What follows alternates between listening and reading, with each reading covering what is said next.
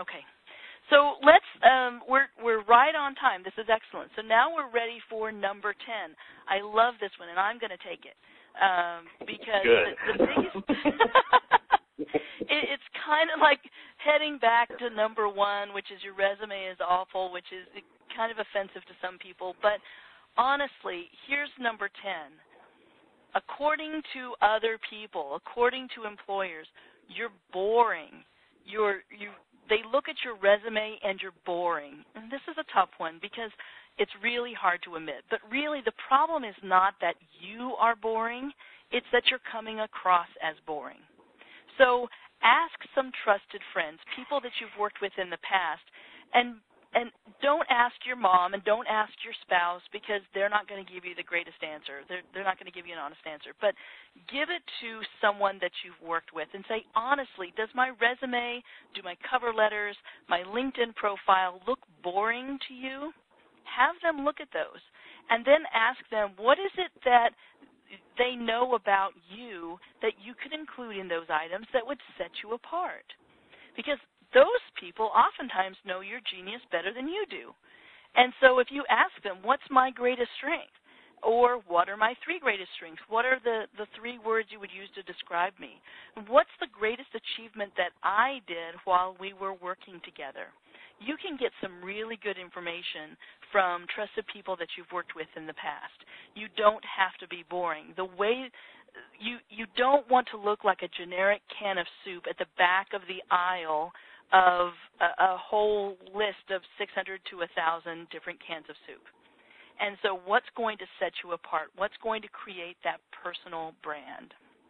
Right. And yeah. I think something to point out, Tammy, is, we're not saying that you need to be, look like a cheerleader on your resume, you're doing somersaults across the office floor, whatever it is, to make yourself more interesting. It's really that you're putting your achievements in light of what you've actually done, but also that and I think we all struggle with the challenge of it's really hard to talk about ourselves and talk about the really great things that we've done. So it's a great tip to be able to use someone else's perspective of what's great about you. And, your close friends or business associates that have worked with you, they'll typically be pretty honest if you approach them with some framed up questions and information, and you're just using that as an information gathering session. Now, one thing I do want to caution about is, you can go and get 10 different,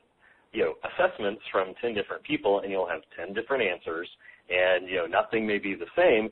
So really it's thinking about what fits for you, and, also that, you're requesting information that these people also aren't in the job-seeking field, and they don't see these things every day like Tammy and I do. So, That's true. You don't want to get so fragmented with so much information, but, really kind of, positioning your questions and asking for things that are, you feel that might be important to you, or just, I guess that's my 2 cents. Yeah, and that's a really good point, because I think even among career professionals, when you're asking different career professionals, you talk to 8 different ones and you're going to get to 8 different answers. And my answer to that overwhelm, because it can be overwhelming sometimes, is pick the things that really feel right for your situation, because what we give is general advice oftentimes. Unless you're a client of mine and I get to know you really, really well, I can only give you general advice as to your situation. So take what feels right for your situation. And I always like to say, I do a monthly free in-person resume reboot workshop, and you can find the information on my website under workshops and events. And if you want to attend that, it's free. It's here in Kansas City, and because I know that we've got a lot of people outside of Kansas City on the phone right now. But in that, I like to say, you can go fishing with me and not take all of my words. And you can just choose the advice that you want to take from me that feels right for you and that makes sense for you, and do the same with other career professionals as well. So Will, before we recap the last 5 questions and then the last 5 statements, the last 5 reasons, and then we take questions, I do want to let people know that 2 of our clients just accepted and started positions actually on the same day. I was really excited about that. They got those position offers on the same day. Very busy day for me. But we do have 2 spaces open available to take on new clients. So I'm happy to announce that nearly all of the rest of our clients are in a hiring process, at least one hiring process per person. So we may end up with a few more spots available. So if you're interested in scheduling time to talk with me about our services, feel free to reply to any of the emails that I send you because they come directly to me, or you can call our offices at 816-600-2478, and my reception team can get you scheduled for a free 60-minute consultation. So if you're interested in talking with me, I would be very happy to talk with you because we've got at least a couple spots open, and it could be within the next couple of weeks that we have several more spots open. So, Will, do you want to go ahead and recap the last 5, and then we'll take some questions from anybody? Absolutely. Well, all right. Number 6 is employers don't know you're out there. Number 7 is employers are waiting on you to follow up. Employers don't have a good reason of why they should be calling you, or there's been no call to action. Number 9, they don't know what you've done beyond show up for work every day. And number 10 is you're coming across as boring. That's true. And you say that very, very slightly. Just you're coming across as boring. Yeah. But that's a really big one. You can't be boring.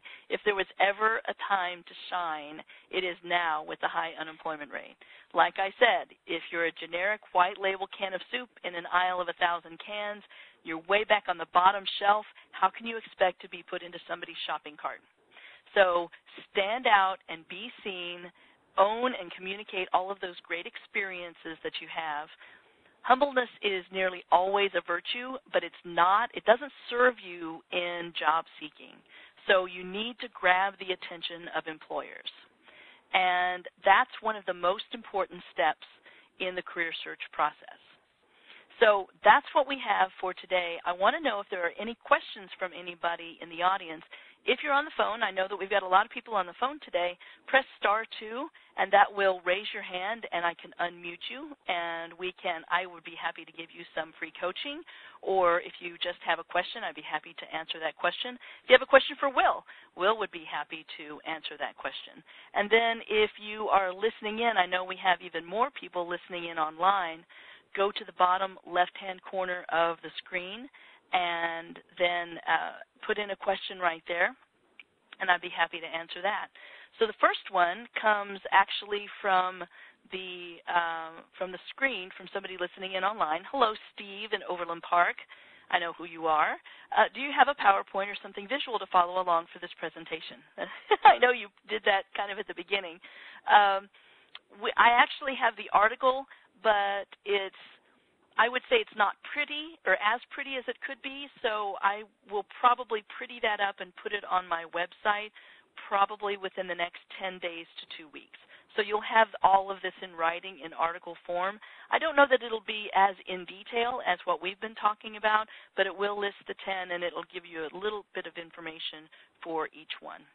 Let me see if there are any hands raised. No, we don't have any hands raised yet, but if you have questions, press *2 to raise your hand. Looks like we've got another question online. Carrie from Kansas City, Missouri. Online presence. Searched for myself on LinkedIn, but when I do a Google search on myself, I don't come up. Why is that? Is it important? So I'll let you take that one, Will. Well, that's a great question, actually. If you're searching for yourself within, by being logged into LinkedIn, and you do have a profile, then certainly you can find yourself easily. Now, what happens sometimes is when individuals set up a LinkedIn profile, they don't realize that I believe the initial default, unless you make the option when you go through and set up your profile, of your profile being public or only being allowed to be seen by connections that you have personally. Sometimes the profiles will default to a private profile, and when you set your profile as private, no one within beyond the LinkedIn community or a direct connection or a first direct connection can see you at all. And that information actually does not go out to be searchable on LinkedIn. Again, LinkedIn is a great tool simply because they really made search engine optimization a priority for being able to find and connect with people. So you have a public, well-developed, keyworded, where you have your key skills, you have keywords about your skill set, about your experience. In your LinkedIn profile, you very much show up quickly within a day of putting your profile up on Google. And, again, it's probably something within your privacy settings where you just, you're completely private and you're not able to be seen by anyone. I see. So is it a cardinal sin to not be seen on Google? How big of a deal is it not to be seen on Google? Well, I don't think it's a cardinal sin by any means. If you're contacting an employer or a decision maker and you're giving them a direct link to your LinkedIn profile, or your customized URL for LinkedIn, then I think that totally makes sense.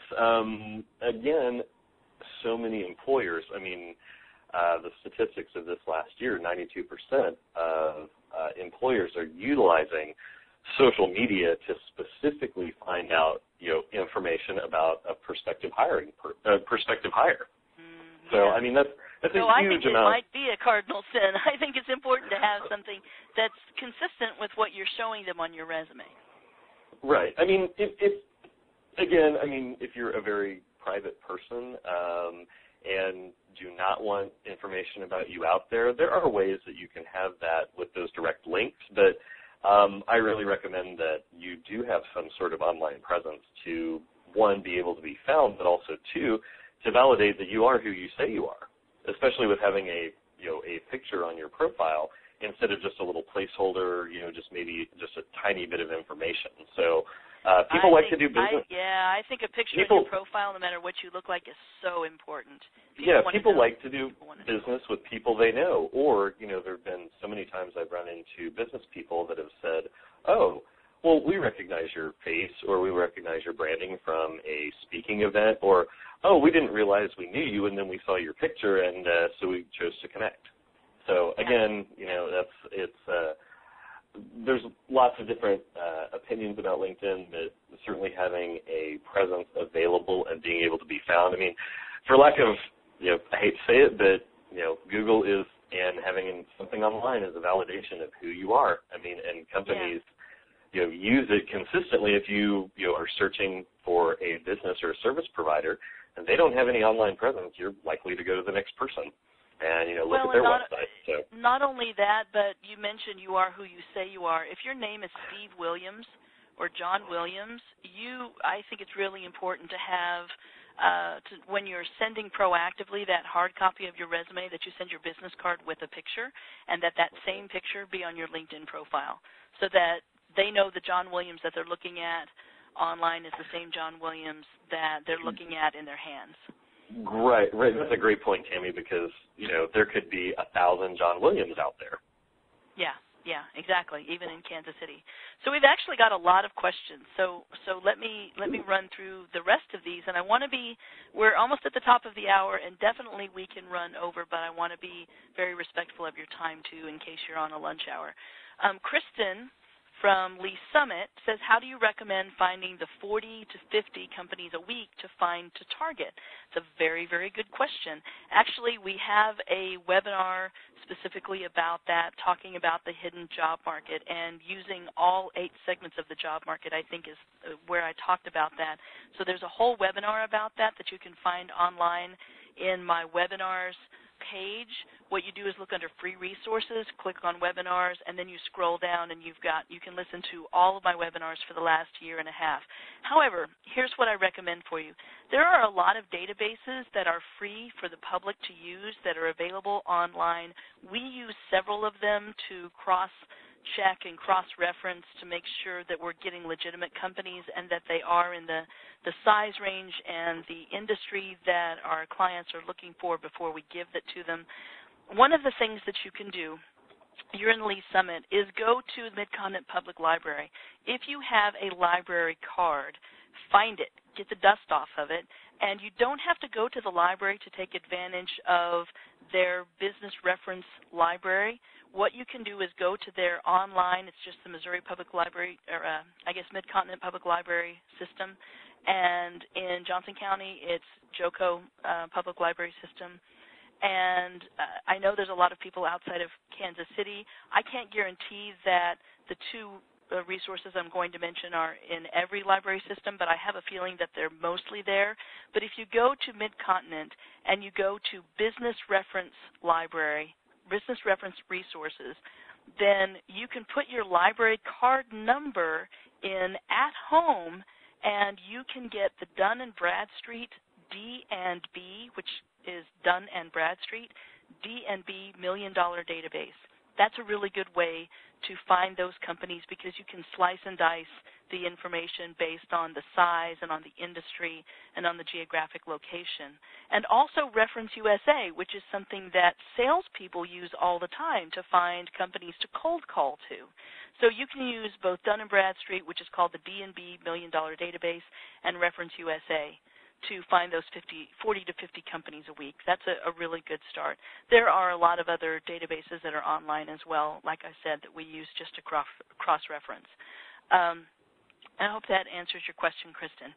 And then Maura from Kansas City says, how do you advertise that you're looking for a job on LinkedIn? Is it appropriate to say, quote, seeking new opportunity? Very good question. Now, I'm going to give you my opinion and then just a real brief opinion, and then I'm going to also turn this over to Will since he's the expert on it. But it's my opinion that when you say seeking new opportunity for a job title right underneath your name, it's not giving people like recruiters or employers enough information as to what you're looking for. So you still should put a target job title up there, but in the summary section of LinkedIn, you can have a summary paragraph that gives that call to action that we talked about. So you can say, if you're looking for a leader that can, take your operations to the next level, or if you're looking for a Six Sigma black belt that can help streamline your operations and save your company thousands of dollars or tens of thousands of dollars, let's have a conversation about what my abilities can do for you. And put that on your LinkedIn profile, and that will give them the nod that, yes, you're looking for a job. Now, of course, this goes for people who are not looking for a confidential search. They're actually out there looking. And Maura, I know you, and I'm thinking that you're not looking in a confidential way. So what I might suggest, I know there's a client of mine that said that we can use his LinkedIn profile as an example at any time. And let's see, Will, do you recommend that we give Craig's information out as an example of how to do that with that call to action at the bottom of that summary paragraph? Sure. Okay. So because Craig's last name is Deister, it's D like David, E-I-S-T-E-R in Kansas City, Missouri, and look up Craig Deister in Kansas City, Missouri, and look at his public profile. See what it says. That's a really good example of him seeking a new opportunity, but it doesn't say that. What it says underneath is probably, VP of Business Development right underneath, and then it's in that summary paragraph where it talks about this is what he does best and this is what he's looking for. So do you have anything to add on that? No, but just you did mention, Tammy, that he's looking for a very specific position, and that title is actually underneath his name. So again, going back to having a title you're seeking on your resume, but also having that on LinkedIn as well if you're a job seeker. Now, if you're not seeking a job position and or you're conducting a confidential search where you're still employed, then you typically would not change that and put that title up there. You'd have your most current title. And again, I think if you take a look at Craig Deister's profile, that you'll also see within his summary statement that it does have that call to action statement. So if someone does go, it's reinforcing the information that or the request to go ahead and give him a phone call to talk about how he can help your business. So yeah. For him, it's really important because he comes from an architectural background, but he's looking for a sales position or a business development position. So he doesn't want calls from architectural firms wanting a new architect. So it's interesting to look at his profile. He's a good. I hope that helps answer your question, Maura. If you have a new question on that, just type it in and I can take a look at that. Before I go to the other ones, I want to see if there's anybody that's raising their hand on the phone, and there's not. There's Janet from San Bernardino, California. Hello, Janet. I have 15 copies of my resume, and I've been told to personalize to each job. What are your thoughts? So again, my thoughts are going to be different than other people's thoughts. My thoughts are you come up with one resume that broadcasts what you do best and what is a good fit for you. You talk about what makes you different and why you're qualified for one specific position, and then you put it out there to as many people as you possibly can that would have that position. Now, you don't know if the position's available, but you'll get a better response rate than if you apply for just that position online. And I'm a real big proponent of just one resume and not personalizing it to each job. Although I've seen a lot of different career professionals say, take the time to personalize it to each job.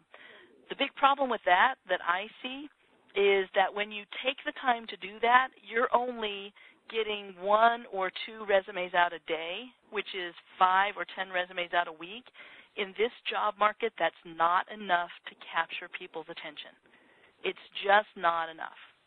So keep that in mind. You really got to get a ton of resumes out there in order to gather enough attention that you are in multiple hiring processes at the same time.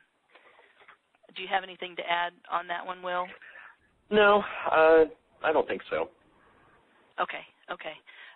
Joseph from Overland Park says, is it better to have an employer call you or you follow up with an employer?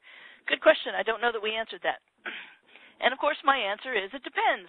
Because if you have a job that there are a lot of employers that you can reach out to, then I say in your call to action, have an employer call you if they're interested.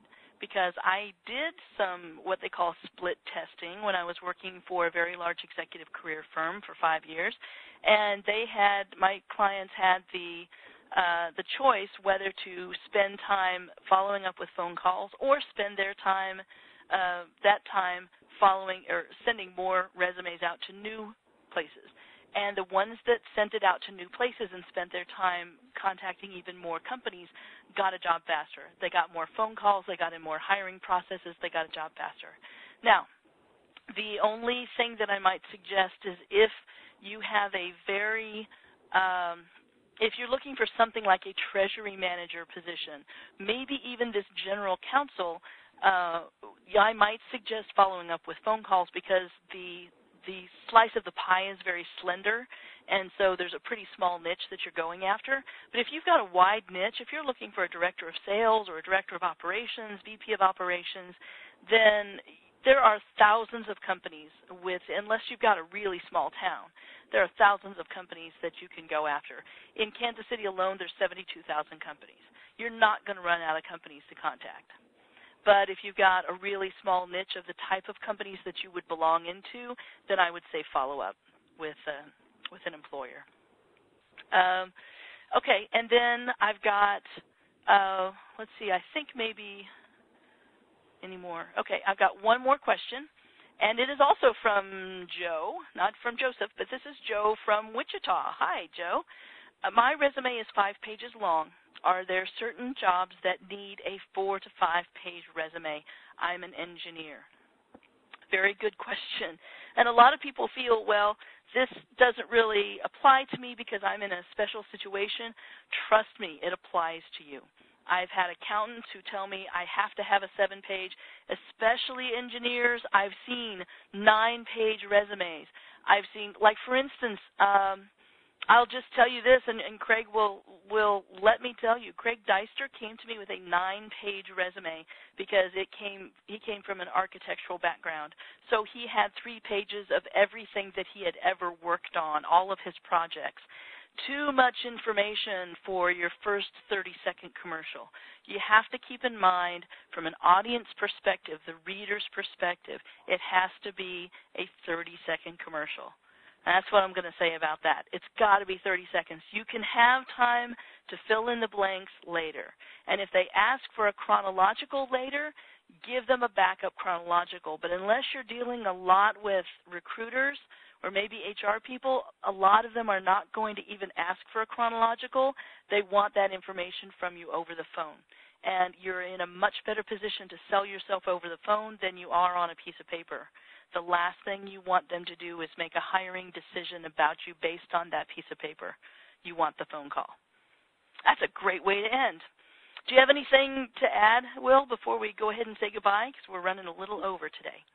No, I don't believe so, Tammy, but thanks for having me and including me on the call, and I hope that the attendees today got some value out of some of the things that we talked about and some of the topics. Yeah. And it looks like a lot of them have already hung up. So we're good. All right. Thank you, everybody. I really appreciate listening live on the call, and then also all of you that listen afterward. I really appreciate it. So if you would like to contact me or Will, please feel free to call our offices. It's 816-600-2478 is our main office number. So until next month, have a wonderful month, and I wish you a very good month of job searching. Take care.